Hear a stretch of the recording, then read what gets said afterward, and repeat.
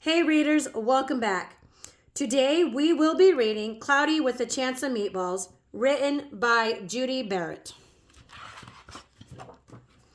Cloudy with a Chance of Meatballs, written by Judi Barrett. We were all sitting around the big kitchen table. It was Saturday morning, pancake morning. Mom was squeezing oranges for juice. Henry and I were betting on how many pancakes we each could eat, and Grandpa was doing the flipping.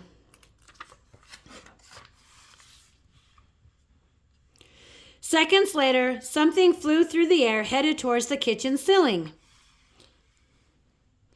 and landed right on Henry. After we realized that the flying object was only a pancake, we all laughed, even Grandpa. Breakfast continued quite uneventfully.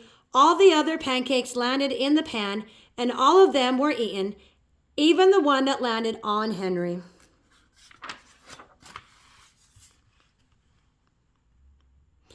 That night, touched off by the pancake incident at breakfast, Grandpa told us the best tall tale bedtime story he'd ever told. Across an ocean, over lots of huge bumpy mountains, across 3 hot deserts, and 1 smaller ocean, there lay the tiny town of Chew and Swallow.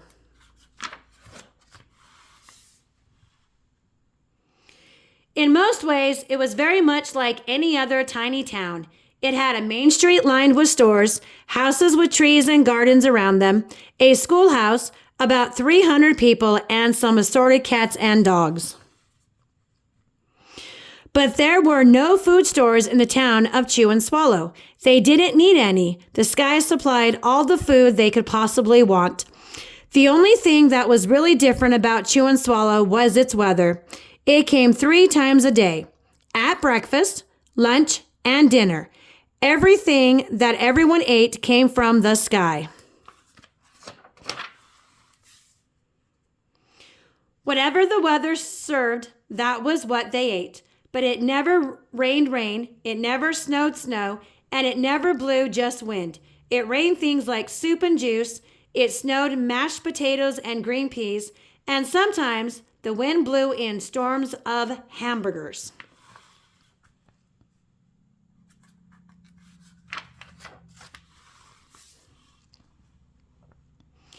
The people could watch the weather report on television in the morning, and they would even hear a prediction for the next day's food.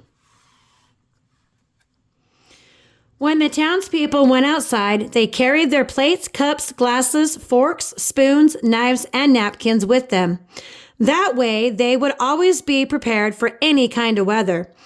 If there were leftovers, and there usually were, the people took them home and put them in their refrigerators in case they got hungry between meals. The menu varied. By the time they woke up in the morning, breakfast was coming down. After a brief shower of orange juice, low clouds of sunny-side-up eggs moved in, followed by pieces of toast. Butter and jelly sprinkled down for the toast, and most of the time it rained milk afterwards. For lunch one day, frankfurters, already in their rows, blew in from the northwest at about 5 miles an hour. There were mustard clouds nearby. Then the wind shifted to the east and brought in baked beans. A drizzle of soda finished off the meal.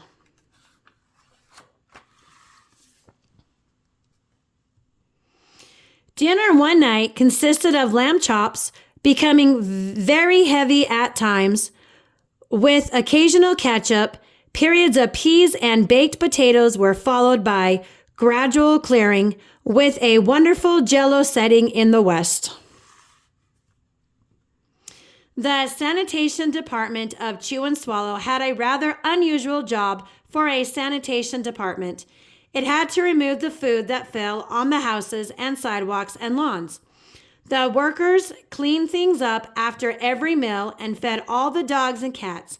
Then they emptied some of it into the surrounding oceans for the fish and turtles and whales to eat. The rest of the food were put back into the earth so that the soil would be richer for the people's flower gardens.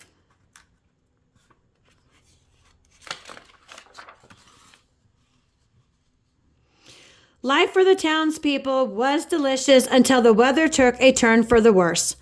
The Chew and Swallow Digest, Spaghetti Ties Up Town, record-breaking pasta fall caused chaos. One day there was nothing but gorgonzola cheese all day long. The next day there was only broccoli, all overcooked. And the next day there were Brussels sprouts and peanut butter with mayonnaise. Another day there was a pea soup fog. No one could see where they were going, and they could barely find the rest of the meal that got stuck in the fog.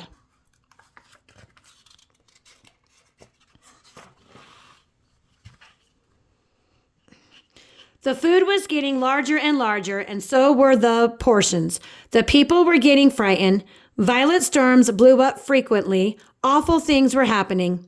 One Tuesday, there was a hurricane of bread and rolls all day long and into the night. There were soft rolls and hard rolls, some with seeds and some without. There was white bread and rye and whole wheat toast. Most of it was larger than they had ever seen bread and rolls before. It was a terrible day. Everyone had to stay indoors.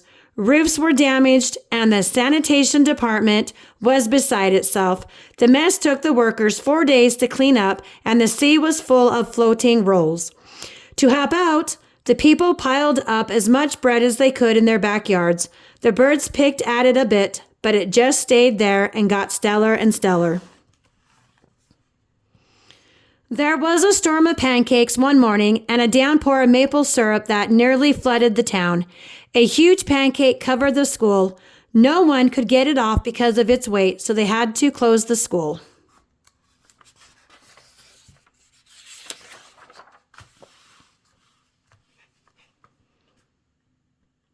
Lunch one day brought 15-inch drifts of cream cheese and jelly sandwiches. Everyone ate themselves sick, and the day ended with a stomachache. There was an awful salt and pepper wind accompanied by an even worse tomato tornado. People were sneezing themselves silly and running to avoid the tomatoes. The town was a mess. There were seeds and pulp everywhere.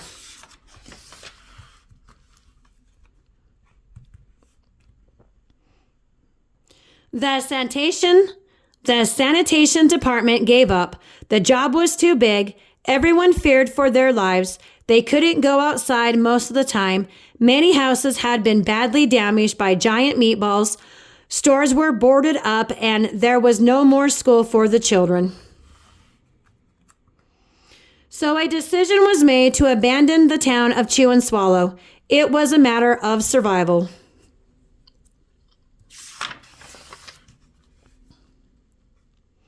The people glued together the giant pieces of stale bread, sandwich style with peanut butter.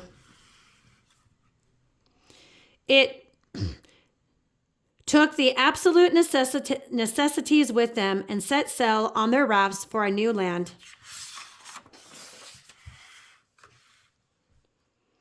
After being afloat for a week, they finally reached a small coastal town, which welcomed them. The bread had held up surprisingly well enough for them to build temporary houses for themselves out of it. The children began school again, and the adults all tried to find places for themselves in the new land. The biggest change they had to make was getting used to buying food at the supermarket. They found it odd that food was kept on shelves, packaged in boxes, cans, and bottles. Meat that had to be cooked was kept in large refrigerators. Nothing came down from the sky except rain and snow. The clouds above their heads were not made of fried eggs.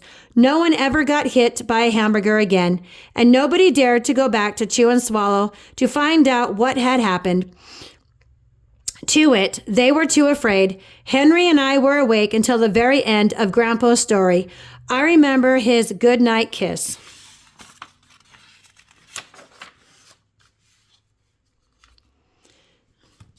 The next morning, we woke up to see snow falling outside our window. We ran downstairs for breakfast and ate it a little faster than usual so we could go sledding with Grandpa. It's funny, but even as we were sliding down the hill, we thought we saw a giant pat of butter at the top, and we could almost smell mashed potatoes.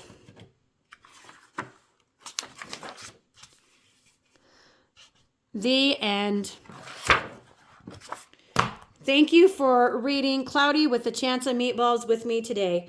If you enjoyed this video, don't forget to read your favorite book to the like button. And if you haven't already done so, please subscribe. It really does help our channel out. I encourage you to read all that you can. Until next time, bye.